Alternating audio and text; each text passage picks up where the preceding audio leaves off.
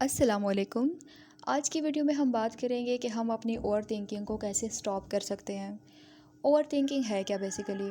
Over thinking is when your thoughts and worries circle in an endless loop that leads to inaction, being overwhelmed, fear, anxiety, depression etcetera that drains your body energy completely, so you suffer the following physical symptoms as well as psychological symptoms।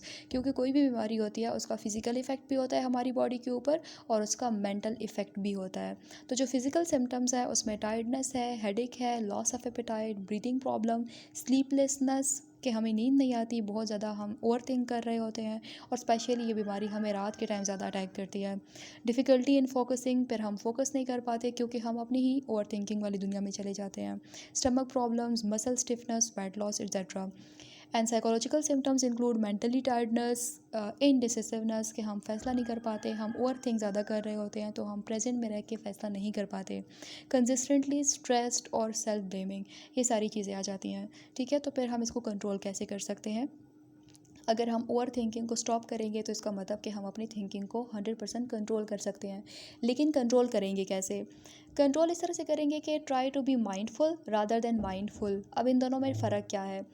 Being a mindful, you will remain in your present, ठीक है। लेकिन अगर आप mindful रहेंगे तो इसका मतलब कि आप फ्यूचर के बारे में सोच रहे हैं, ठीक है, that you remain consistent to your future.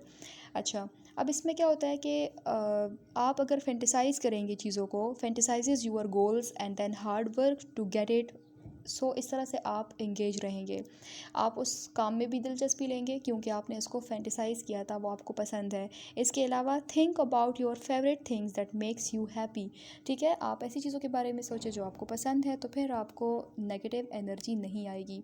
क्योंकि ओवर थिंकिंग में यही होता है कि हम अपने ब्रेन को अगर कोई नेगेटिव मैसेज देंगे तो ब्रेन भी वैसा ही रिस्पॉन्ड करेगा, ठीक है। What you feed to your brain, the brain responds accordingly, that's all known, it's a fact.